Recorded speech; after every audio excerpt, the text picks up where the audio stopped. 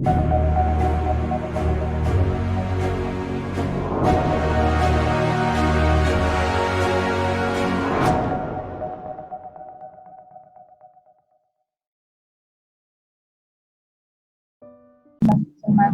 dan Boyo.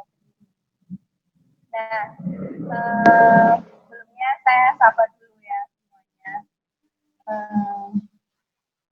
Bibir dikulung, bibirnya Lisa. Assalamualaikum sahabat Justicia yang dimanapun Anda berada. Ya, alhamdulillah kita pada kesempatan sore hari ini dapat bermuajah juga. Enggak, walaupun daring, kita masih tetap bisa belajar bersama. Semoga kita sedikit banyaknya dapat tahu yang belum kita tahu sebelumnya melalui belajar daring di sini. Oke, sebelumnya kemarin kita sudah membahas beberapa hal mengenai haid.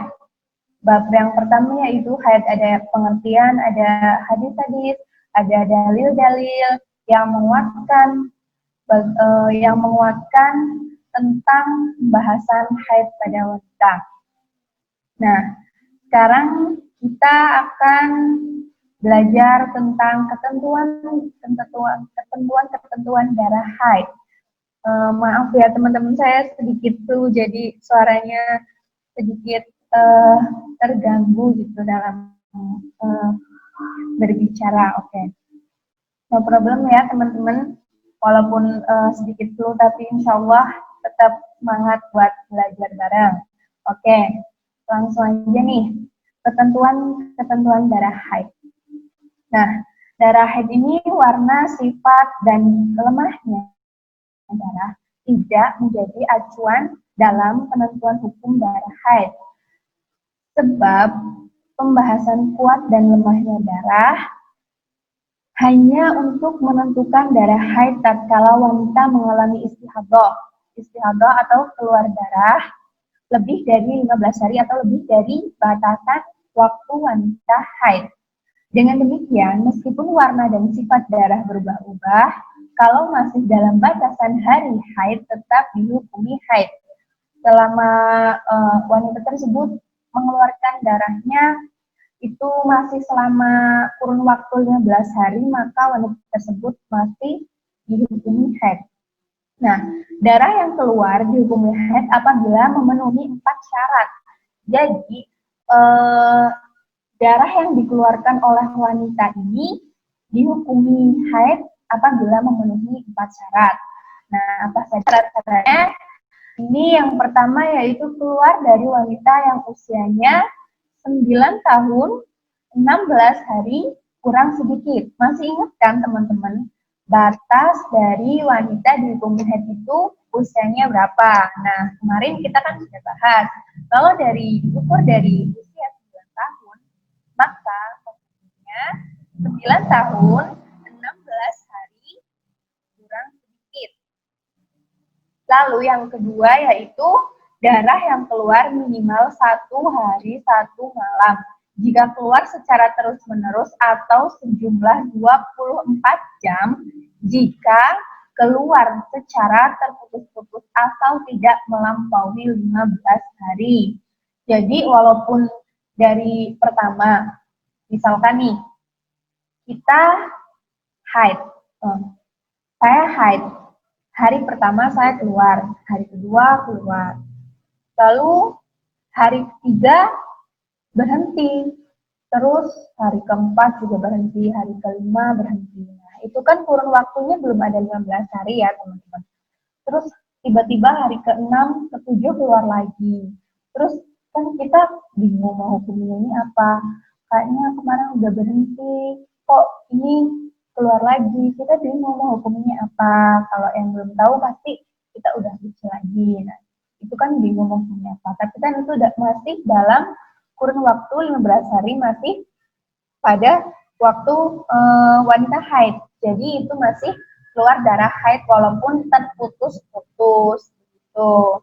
Nah, yang ketiga yaitu tidak lebih 15 hari, 15 malam jika keluar terus-menerus. jika keluar, kalau tadi kan walaupun terputus-putus, tapi keluarnya ini masih dalam kurun waktu 15 hari, itu tetap dihukumi haid. Terus yang ini, yang ketiga, keluar secara terus-menerus selama 15 hari. Dan yang keempat yaitu keluar setelah masa minimal suci, yakni 15 hari, yakni 15 hari, 15 malam dari haid sebelumnya. Nah, jadi gini ya teman-teman. Kita misalkan bulan kemarin haidnya tanggal 1 sampai tanggal 15. Nah, tanggal itu kan berarti udah melewati kurun waktu batas minimal maksimal wanita ini mengeluarkan darah haid. Nah, udah suci, terus setelah itu, setelah 15 hari kemudian, wanita tersebut mengalami haid lagi. Nah, itu sudah melewati batas suci dari wanita haid. Nah, tapi biasanya nih, wanita-wanita ini haidnya ini ada yang kurang 10 hari, 6 atau 7 hari. Kalau saya sendiri biasanya haidnya sehari 3 kali sampai 7 hari. Jadi kalau 5 sampai 7 hari wanita itu mengalami maksudnya 23 hari. Jadi kalau di bulan selanjutnya udah haid lagi, sudah tentu melewati masa batasan sucinya dari haid yang sebelumnya. Tuh, dari sini bisa dimengerti ya teman-teman. Jadi ada 4 syarat dalam dihukumi keluarnya haid. Yang pertama yaitu keluar dari wanita yang punya 9 tahun kurang dari 9 tahun 16 hari kurang sedikit. Dan yang kedua, darah yang keluar minimal 1 hari 1 malam. Jika keluar secara terus-menerus atau sejumlah 24 jam, jika keluar secara terputus-putus asal tidak melampaui 15 hari. Ingat itu, dicatat ya teman-teman. Walaupun terputus-putus ataupun terus-menerus, asal tidak kurang, tidak lebih dari 15 hari itu dihukumi haid. Nah, selanjutnya yang ketiga yaitu tidak lebih dari 15 hari, 15 malam, tidak keluar secara terus-menerus. Dan yang terakhir, yang keempat, yaitu keluar setelah masa minimal suci, yakni 15 hari, 15 malam dari haid sebelumnya. Nah, di sini, jika seorang wanita mengeluarkan darah, namun tidak memenuhi persyaratan di atas, yang tadi, persyaratan 4 tadi ya teman-teman, maka darah yang keluar tidak dihukumi haid, melainkan dihukumi darah istihadah. Iya, darah istihadah. Terus, dari persyaratan di atas dapat disimpulkan bahwa paling sedikitnya haid atau aqallul haid adalah sehari semalam atau 24 jam. Aqallul haid wanita itu biasanya sehari semalam atau 24 jam. Di sini disebutkan begitu. Lalu banyak-banyaknya haid atau aksarul haid itu selama 15 hari, 15 malam. Tuh ya teman-teman. Nah, pada umumnya setiap bulan wanita kan mengeluarkan darah haid selama 6 atau 7 hari ya, tadi saya sudah sebutkan. Sehingga masa sucinya biasanya 24 atau 23 hari itu. Nah, namun ada juga wanita yang setiap bulan mengeluarkan darah kurang atau lebih dari masa tersebut. Nah, ada pula yang mengalami haid tiap 5 bulan sekali atau 1 tahun sekali. Ada kan biasanya teman-teman pernah nggak ada temennya atau ada saudaranya gitu yang mengalami haidnya nggak tentu 1 bulan 1 kali, dia ada yang 5 bulan sekali, 2 bulan sekali, bahkan dia setahun sekali ada, saya juga punya temen ya teman-teman. Teman saya ini headnya, dia ini sebenarnya anaknya subur, dia itu sehat, cuma headnya ini nggak teratur. Jadi kadang 5 bulan sekali, 4 bulan sekali dia tuh baru haid. Nah, sekalinya dia haid, dia ini merasakan sakit yang teramat sangat. Akhirnya dia ini check up ke dokter supaya dia ini haidnya normal lagi gitu. Ya biar kayak wanita-wanita normal yang biasanya gitu, yang 1 bulan sekali haid gitu. Ini nggak apa-apa ya teman-teman, cuma dia ini tetap sehat, tetap dihukumi haid walaupun dia keluar darahnya 5 bulan, setahun atau setengah tahun sekali, itu tetap dihukumi haid gitu. Cuma kalau lebih sehatnya mungkin bisa dikonsultasikan gitu ke dokter biar mengalami masa haidnya biar lebih normal lagi gitu ya teman-teman. Nggak apa-apa, nggak cuma butuh check up aja, mungkin ada kekurangan apa, kurang makan apa gitu biar keluar darah haidnya bisa normal lagi gitu ya teman-teman. Nah, di sini juga diceritakan bahwa Sayyidah Fatimah Az-Zahra ya teman-teman, putrinya Rasulullah SAW, itu diceritakan adalah wanita suci, wanita yang tidak mengalami masa haid. Jadi selama hidupnya Sayyidah Fatimah Az-Zahra ini dia selalu suci, jadi selama hidupnya selalu beribadah, waktunya untuk beribadah nggak pernah, karena dia nggak pernah datang bulan kayak kita. Nah, di sini referensinya ada pada kitab Bajuri juz awal Shahifah 112. Nah, di kitab Bajuri juz awal Shahifah 112, inilah diceritakan bahwa Sayyidah Fatimah Az-Zahra dia adalah wanita suci yang tidak mengalami masa haid atau masa datang bulan seperti umatnya Nabi Muhammad. Nah, selanjutnya tadi kan udah saya sebutin aqallul haid wa aktsarul haid. Lalu di sini pada sedikit jarak waktu yang memisah antara satu haid dan haid sebelumnya atau aqallul tuhri. Aqallul tuhri berarti sedikitnya masa suci. Itu adalah 15 hari 15 malam. Nah, sehingga tidak menutup kemungkinan dalam 1 bulan wanita bisa mengalami haid 2 kali seperti pada bulan awal keluar darah selama 2 hari, kemudian berhenti selama 16 hari, dan keluar lagi selama 3 hari. Itu kan biasanya ada juga yang kayak gitu ya teman-teman. Pada tanggal 1 sampai tanggal 2 ada yang keluar darah haid, terus tiba-tiba berhentinya ini 16 hari. Jadi kan udah melewati batasan haidnya nih. Terus keluar lagi selama 3 hari. Maka yang 3 hari akhir saat keluar darah juga disebut darah haid. Sebab keluarnya setelah melewati masa paling sedikitnya suci yang memisah antara 2 haid. Jadi haid yang pertama 2 hari pertama pada awal bulan itu dipisahkan selama 16 hari suci, kemudian keluar haid lagi selama 3 hari, maka sudah dipisahkan oleh masa di mana masa tersebut adalah masa paling sedikitnya haid. Jadi 3 hari yang keluar lagi setelah 16 hari, maka itu dihukumi haid. Itu.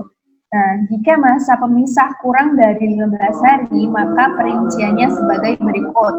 Nah, yang pertama, bila darah pertama dan kedua masih dalam rentang 15 hari, maka terhitung dari hari permulaan keluarnya darah.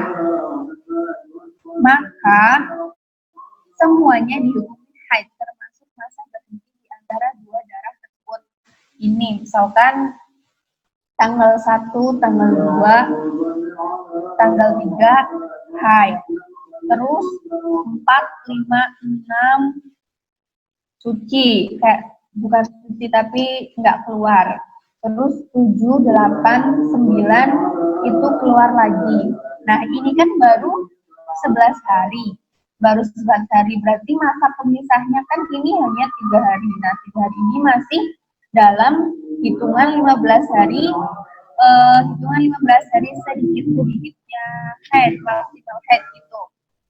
Jadi masih dihukumi haid. Beda dengan yang tadi, karena jarak pemisahnya 16 hari, maka yang keluar selanjutnya ini sudah dihukumi haid lagi. Nih ya teman-teman, bisa dipahami ya sampai sekarang. Nah di sini sebetulnya ada perbedaan pendapat di antara ulama dalam menghukumi masa tidak keluar darah pada saat haid atau nifas yang tidak melebihi batas maksimalnya. Sementara keluarnya haid atau nifas secara terputus-putus, kadang keluar darah, kadang tidak. Nah, ini pendapat yang kuat atau sahihnya menghukumi haid, dan sebagian ulama yang lain menghukumi suci atau qaul taufik. Tapi kan qaul sahihnya ini menghukumi haid, jadi kita mengikuti qaul yang sahih saja, yaitu yang menghukumi haid. Nah, referensinya ini ada pada kitab Baghiyatul Mustarsyidin, Shahifah 31. Nah, selanjutnya di sini ada contoh keluar darah selama 3 hari, berhenti selama 3 hari, keluar lagi selama 5 hari. Terus gimana hukumnya tadi? Keluar pertama selama 3 hari, terus berhenti selama 3 hari. Berarti berapa? Ada 6 hari kan? 6 hari. Terus keluar lagi selama 5 hari. Berarti 6 ditambah 5, berarti 11 hari. Di sini berarti wanita tersebut dihukumi haid, masih haid semua. Keluar yang 5 hari terakhirnya, dia masih dihukumi haid.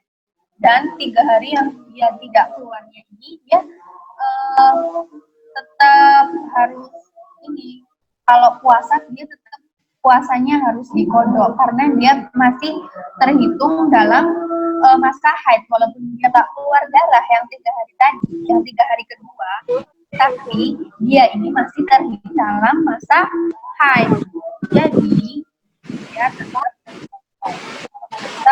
tetap wajib ditambah yang 5 hari ditambah yang 3 hari.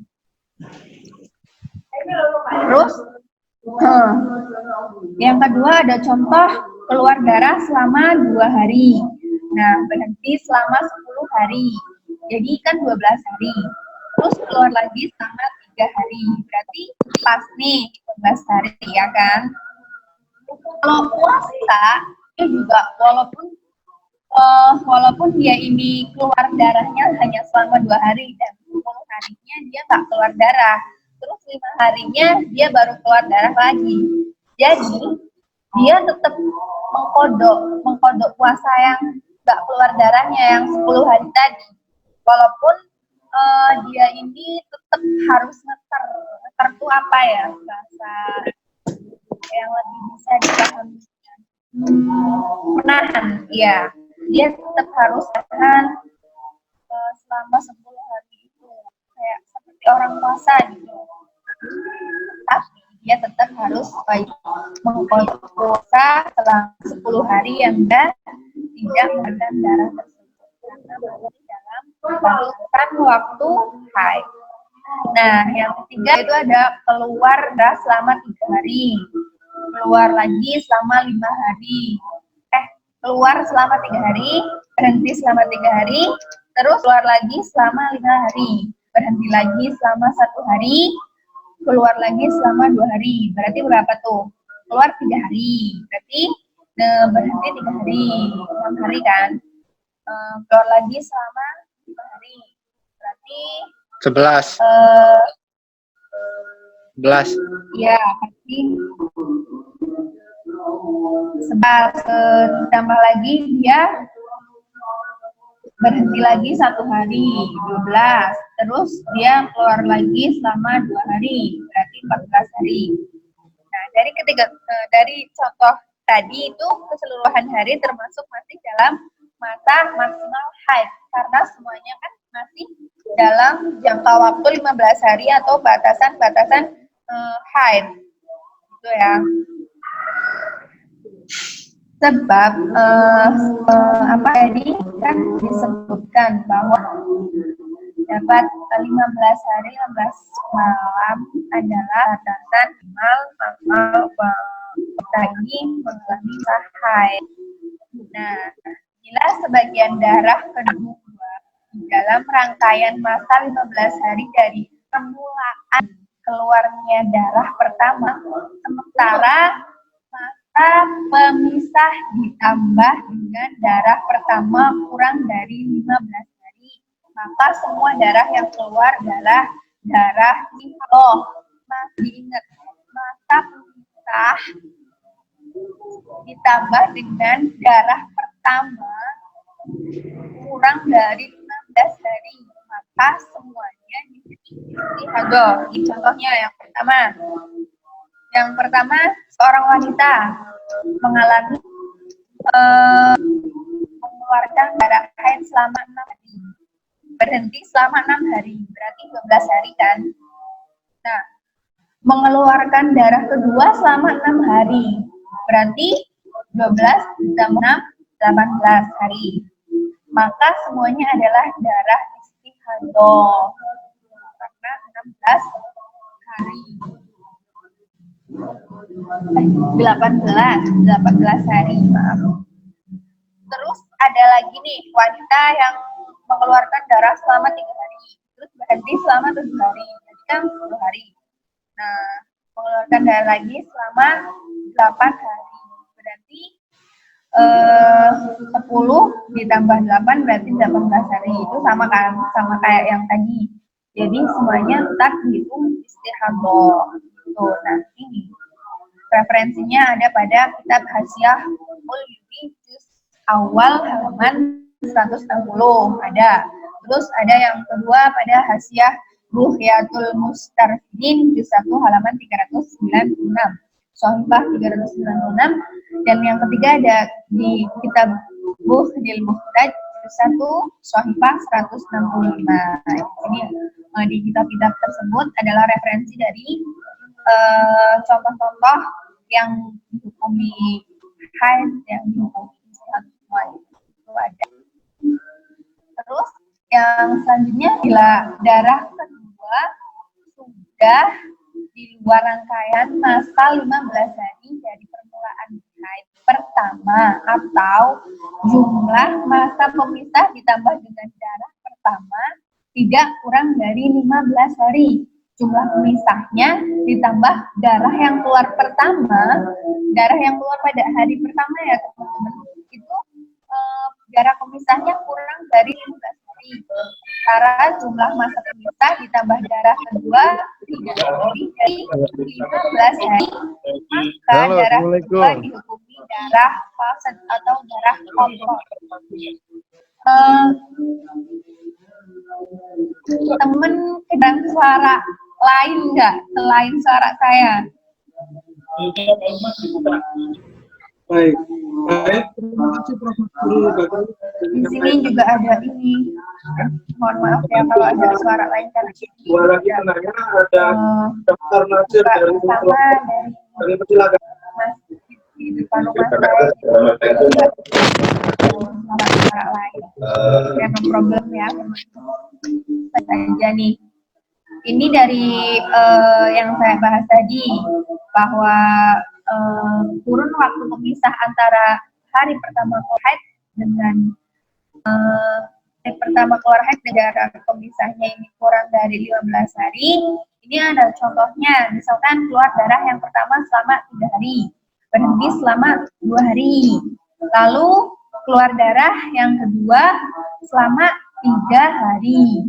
Maka 3 hari pertama dihukumi haid dan 12 hari tidak keluar darah dihukumi suci, dan 3 hari akhir disebut darah fasid atau darah kotor. Yang kedua yaitu ada contoh keluar darah yang pertama selama 6 hari, berhenti selama 9 hari. Keluar darah kedua selama 2 hari, maka 6 hari awal dihukumi haid. Tadi loh yang 6 hari keluar pertama yang awal itu dihukumi haid. Terus yang berhenti selama 19 hari maka dihukumi suci, dan keluar darah lagi selama 2 hari maka dihukumi darah kotor atau darah fasid. Ini referensinya ada pada kitab Al-Majmu' Jusani Sohifah 512 sampai 513. Nah, ada lagi nih, ada wanita yang misalkan keluar darah yang pertama selama 8 hari, terus berhenti selama 9 hari, keluar darah kedua selama 3 hari, lalu maka hukumnya bagaimana? Nah, maka 8 hari awal dihukumi haid, 8 hari yang pertama keluar itu dihukumi haid, terus berhenti yang 9 harinya dihukumi suci, dan 3 hari dihukumi darah kotor atau darah fasid. Itu ya teman-teman. Sedangkan bila jumlah masa suci pemisah ditambah darah kedua melebihi 15 hari. Tadi kan kurang dari 15 hari ya jarak pemisahnya. Nah, sekarang ini melebihi 15 hari, maka sebagian darah kedua dihukumi darah fasid atau darah kotor untuk menyempurnakan masa minimal suci pemisah. Dan sisanya dihukumi haid yang kedua bila memenuhi ketentuan haid. Nah, ini referensinya ada pada kitab Bughyatul Mustarsyidin Sohifah 31. Masya Allah, subhanallah. Itu ya teman-teman, mungkin sampai sini mungkin bisa dipahami. Lalu ada hal-hal yang harus dilakukan wanita saat datang dan berhentinya haid. Gini, biasanya kan ada kebiasaan atau sesuatu yang udah muskil gitu di masyarakat, kayak kalau wanita haid itu nggak boleh potong kuku, nggak boleh potong rambut, terus nggak boleh, pokoknya nggak boleh memotong yang sekiranya memisahkan anggota tubuh dari kita selama kita mengalami masa haid. Itu pendapat yang udah muskil banget di masyarakat. Kayak ibu saya juga gitu. Dulu saya masih SMP nih, belum ngaji. Ini dibilangin nggak boleh potong kuku. Kalau lagi haid nggak boleh potong kuku, nggak boleh keramas, nggak boleh nggak boleh potong rambut atau potong-potong yang lain, asal jangan potong tangan ya teman-teman. Itu intinya karena mereka beranggapan bahwa di masyarakat ini udah beranggapan bahwa kalau pada masa haid wanita memotong kuku, memotong rambut, memotong yang lainnya itu di akhirat nanti bagian-bagian yang terlepas dari tubuh kita ketika kita sedang masa haid, maka akan meminta pertanggungjawaban. Di akhirat mereka akan datang kepada kita, kepada pemiliknya untuk meminta pertanggungjawaban. Nah, itu kan jadi di masyarakat ini kita kalau mau potong kuku, potong rambut itu kan mikir-mikir ya teman-teman, karena harus dikumpulin, harus disucikan gitu ketika kita mandi suci gitu, pasti gitu kan. Di teman-teman juga itu kalau di saya juga gitu, taunya gitu emang.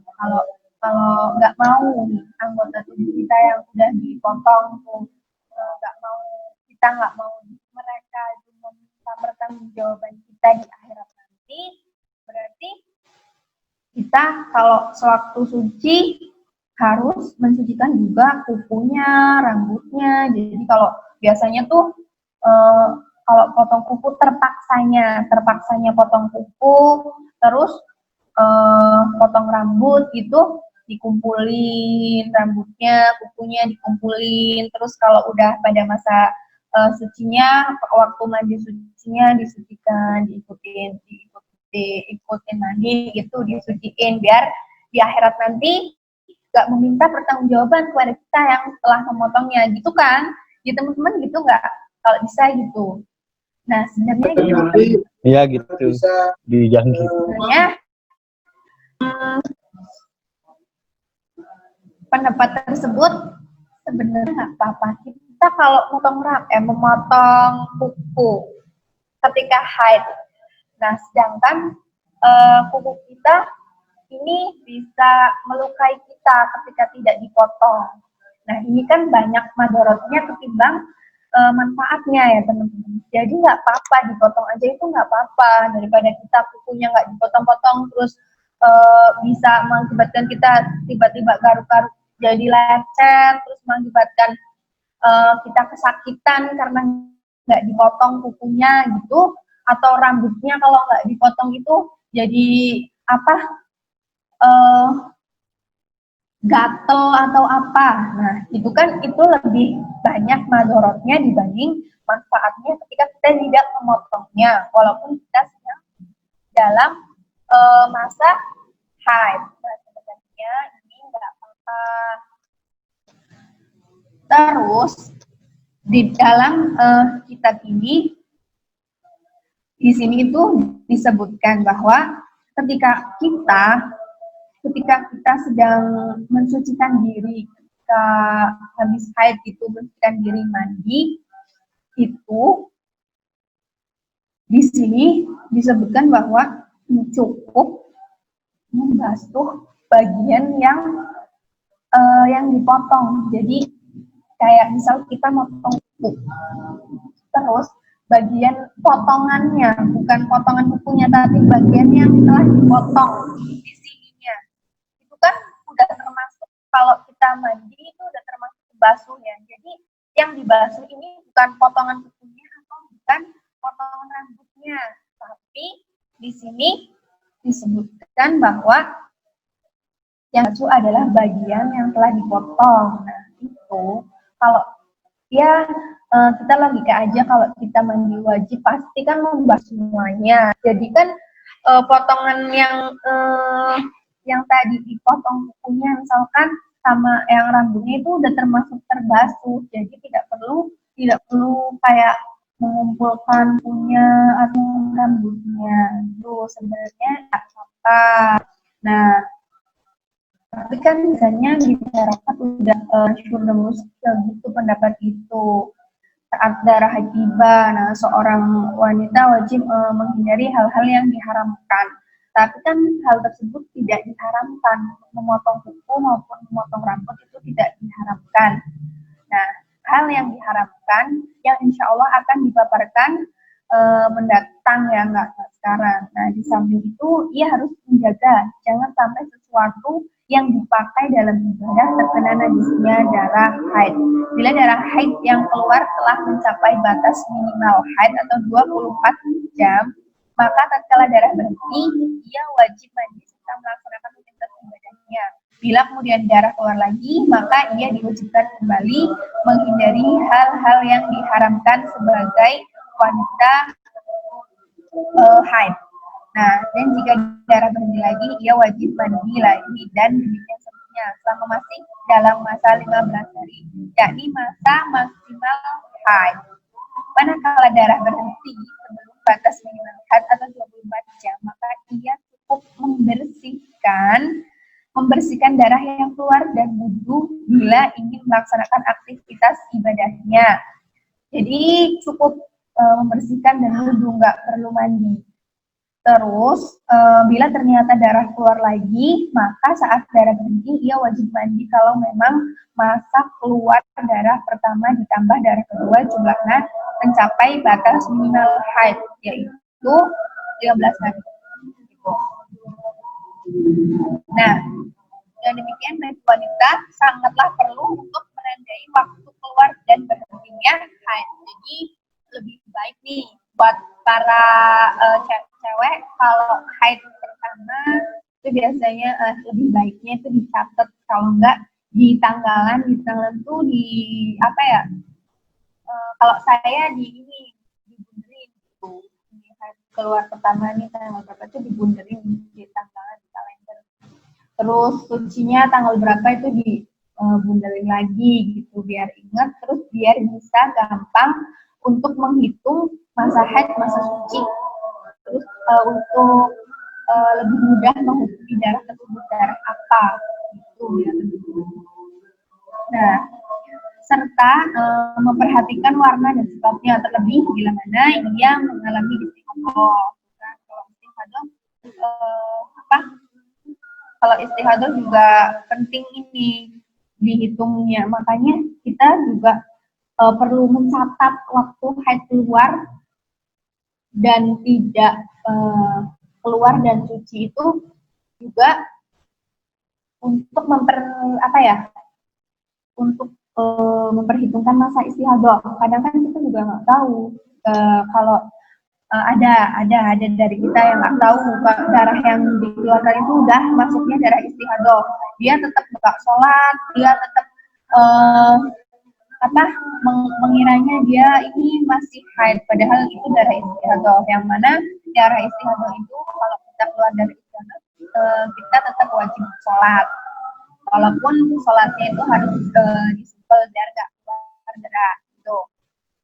Kemudian sebab hal ini sangat erat kaitannya dengan penghitungan ketentuan darah haid dan jumlah sholat atau puasa yang harus dikodok. Tuh ya teman-teman nih, perlu dicatat banget berarti kalau kita sedang haid gitu.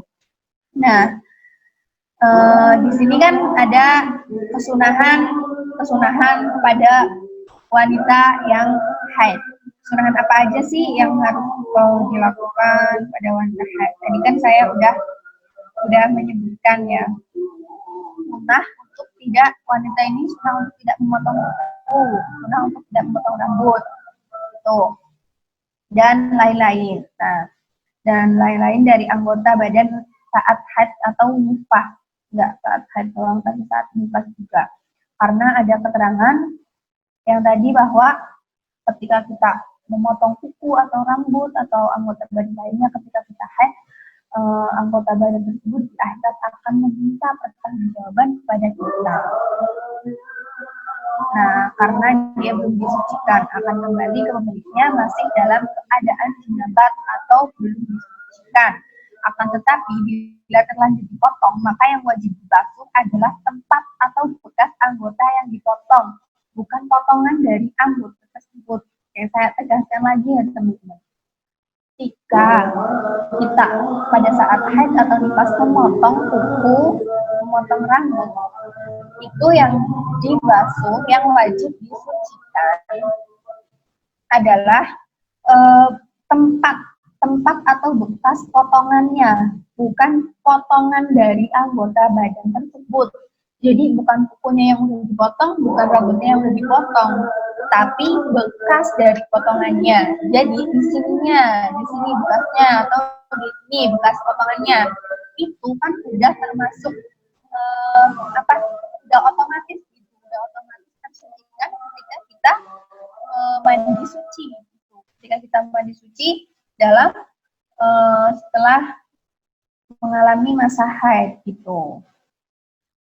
Nah, di sini referensinya ada pada kitab Nihayatul Zen, Shahifah 31. Jadi bisa dilihat sendiri kalau pendapat yang muskil di masyarakat itu kita perlu mungkin sedikit meluruskan gitu, bukan haram kalau kita sedang haid atau nifas ini memotong kuku atau memotong rambut, itu bukan haram, cuma kita nggak dapat kesunahan. Kalau kita mau dapat kesunahan, ya udah kita nggak usah memotong kuku atau memotong rambut pada saat haid maupun nifas. Tapi kalau kita sekiranya kuku kita bisa mengakibatkan kita lecet-lecet karena tidak dipotong, itu kan madorotnya buat kita ada, madorotnya lebih banyak daripada kita memotongnya. Jadi itu lebih baik potong, nggak apa-apa. Yang penting bekas potongannya ini disucikan. Kalau kita udah suci gitu apa-apa. Cuma ya nggak apa-apa kalau ada yang masih untuk kalau masih mengumpulkan potongan kukunya, mengumpulkan potongan rambutnya. Kalau sisiran juga harus hati-hati ya kan. Kalau di tempat saya gini masih gitu, sisiran harus hati-hati. Rambutnya kalau ada yang rontok masih harus dikumpulin. Mereka yang tahu, mereka tahunya dikumpulin. Terus kalau kalau mandi, kalau suci baru dibikin mandi, disucikan kuku yang udah dipotongnya sama rambut yang pada rontok. Itu sebenarnya nggak apa-apa, bukan haram atau memotong rambut. Cuma kita nggak ada persunahannya karena sunahnya adalah tidak memotong. Tapi kalau untuk ikhtiar, untuk berhati-hati nggak apa-apa, ngunting kuku yang udah dipotong nggak apa-apa. Untuk ikhtiar itu baik gitu ya. Yang udah terlanjur aku udah yakinnya kayak gini, dikumpulin. Kalau potong kuku pas head, nifas. Kalau potong rambut pas head, nifas. Kalau rambutnya rontok, nifas. Pas head atau pas nifas itu dikumpulin terus disuciin gitu. Aku udah yakinnya kayak gitu, nggak apa-apa kayak gitu. Lihat aja gitu, nggak apa-apa. Terus gini, saat darah berhenti, wanita diperbolehkan mulai niat melaksanakan puasa sekalipun belum mandi. Jadi misalkan pada malam tarawih itu masih keluar, terus ketika sahur udah nggak keluar darahnya. Nah, dia ini tetap ngikutin ini tetap harus ngikutin puasa hari besoknya. Terus dia boleh niat pada sahur tersebut karena dia udah nggak keluar darah, dan walaupun dia belum mandi suci, dia tetap boleh atau bisa niat puasa pada hari tersebut. Karena haramnya puasa ini kan disebabkan karena haid, bukan karena belum mandi. Ya kan teman-teman, bukan karena belum mandi suci. Jadi dia tetap boleh niat puasa. Nah, berbeda dengan kalau kita sholat, sebab penghalangnya adalah hadas, beda. Jadi haid dan sholat ini berbeda. Kalau haid kan tadi sudah saya sebutkan bahwa kita tetap boleh niat puasa walaupun belum mandi. Sedangkan kalau sholat ini kalau belum mandi itu nggak boleh, kita nggak boleh. Misalkan kita habis mengeluarkan mani itu, kalau belum mandi itu kan kita masih berhadas, jadi kita masih belum bisa untuk sholat. Juga berbeda dengan bersetubuh, sebab ada nas atau hadis yang secara jelas melarang menggauli istri sebelum bersuci. Juga kan kok nggak baik banget, banyak banget madorotnya kan. Madorotnya kalau wanita yang sedang haid ini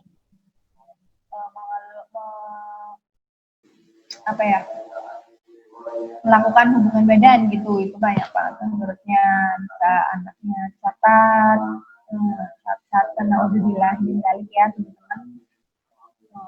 Jadi kalau ada yang pengantin baru terus istrinya haid, sabar ya Mas ya, sabar, nggak boleh terburu-buru. Istrinya sedang haid itu malah ganggang pengen dikawin, nggak boleh.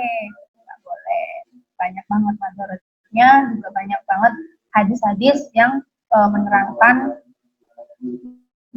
tentang larangan menggauli wanita pada saat haid. Nggak mau kan kalau anaknya nanti haid anaknya cacat atau gimana, kan nggak mau. Harapannya kan anaknya nanti bagus, cakep, soleha gitu ya, jadi sabar gitu kalau misalkan ada pengantin baru yang tiba-tiba kok ceweknya haid itu harus sabar gitu ya. Terus ada lagi nih bagi wanita yang darah haidnya berhenti dan belum sempat mandi jika ingin tidur, makan atau minum disunahkan membersihkan farjinya kemudian wudhu, dan meninggalkan hal ini dihukumnya makruh. Jadi kayak udah malam gitu, darahnya udah berhenti tapi udah malam banget, kayak udah jam 11 malam darahnya udah berhenti tapi udah mau tidur, udah ngantuk, itu nggak mandi dulu nggak apa-apa, tapi dia wajib membersihkan farjinya itu. Terus kalau wanita tersebut tidak membersihkan farjinya walaupun dia ini darahnya udah berhenti pada saat jam 11 malam itu, maka makruh, hukumnya itu makruh, dia nggak membersihkan farjinya. Referensinya di sini ada pada kitab I'anatul Talibin Shafah 79. Lalu biasanya menjelang atau di saat haid wanita mengalami gangguan kesehatan, diantaranya payudara mengencang dan terasa sakit. Biasanya gitu, ada wanita yang gitu payudaranya kalau mau head gitu. Kalau mau head biasanya payudaranya tiba-tiba kencang terus sakit atau pegel, biasanya pegel gitu. Terus pegel, lemah, lesu, perut terasa sakit atau mulut sedang mudah emosi. Biasanya wanita PMS ini nggak bisa senggol dikit. Biasanya kalau wanita yang sedang PMS itu senggol dikit bacok gitu ya teman-teman. Pokoknya harus hati-hati banget kalau wanita yang sedang haid, karena emosinya itu tidak stabil. Terus ada yang sampai pingsan juga ada kalau haid hari pertama, misalkan ada tuh teman saya dulu di pondok, kalau haid dia sampai pingsan karena saking nahan sakitnya perutnya. Itu udah jadi biasa kalau tiap haid gitu. Terus emosinya kan, tadi emosinya tuh nggak stabil, terus itu pegel-pegel. Kalau saya biasanya pegel-pegelnya tuh di pinggang, di perut gitu teman-teman. Jadi emang bener harus hati-hati kalau menghadapi wanita yang sedang PMS. Bukannya saya membela diri ya sebagai kamu wanita, cuma bener-bener deh kalau kalian cowok nih ada yang ngerasain pasti nggak enak banget. Jadi harap dimaklumi kalau ada ceweknya atau istrinya yang lagi head kok jadi dikit-dikit ditanyain emosi, dikit-dikit ngambek, itu wajar karena emosinya lagi nggak stabil gitu, stabil ya kalau sedang PM. Itu ya teman-teman, hal-hal tersebut tidak perlu ditanggapi secara berlebihan. Kadang kan misalkan ada cowok yang cewek gitu aja emosi, gitu aja ngambek. Nah itu sebenarnya nggak perlu ditanggapi secara berlebihan karena itu udah udah masalah yang krusial. Ketika wanita haid pasti dia emosinya jadi berubah-ubah, gampang berubah, ngambekan atau gimana gitu.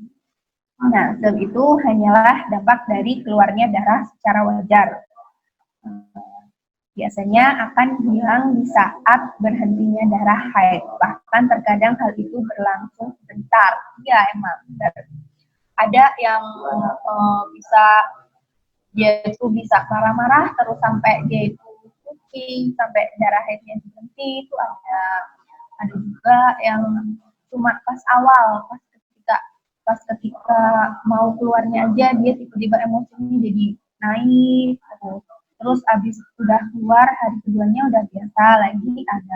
Ada juga yang jadi mellow banget pas lagi head tuh jadi mellow sedih terus bawaannya tuh jadi sedih terus ada yang pas lagi baik gitu pas emosinya lagi baik dia jadi bahagia terus juga ada itu tergantung kebiasaan dari wanitanya biasanya pas ketika menghadapi masa haid atau PMS itu gimana kan kebiasaan wanita beda-beda ada yang gampang marah ada yang biasanya sakit perut sakit pinggang ada yang sakit pegel-pegel di bagian payudaranya itu semuanya berbeda-beda masing-masing wanita ya teman-teman. Jadi tapi yang sangat mendasar ini menurut saya emosinya karena benar-benar ketika keluar darah haid ini emosinya wanita ini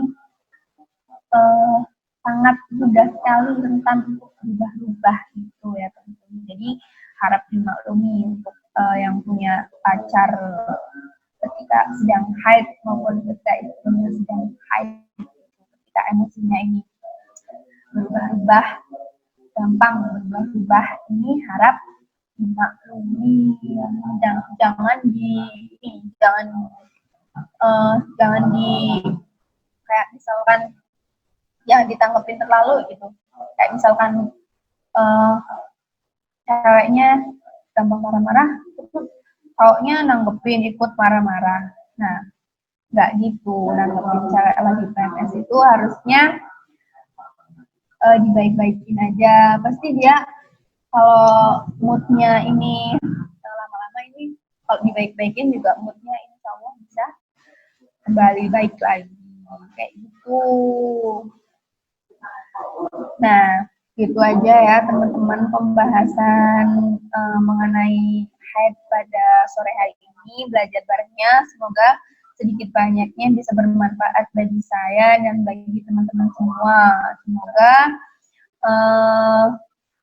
bisa membagikan kepada yang belum tahu mungkin yang sudah ikut belajar bareng di sini teman-temannya bisa dikasih tahu yang belum tahu mengenai apa yang tadi kita pelajari bersama. Ya, gitu aja ya teman-teman. Tetap semangat puasanya, tetap jaga kesehatan, tetap cuci tangan, jangan lupa pakai masker.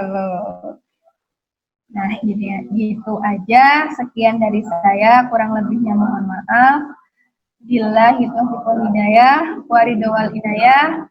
Wassalamualaikum warahmatullahi wabarakatuh.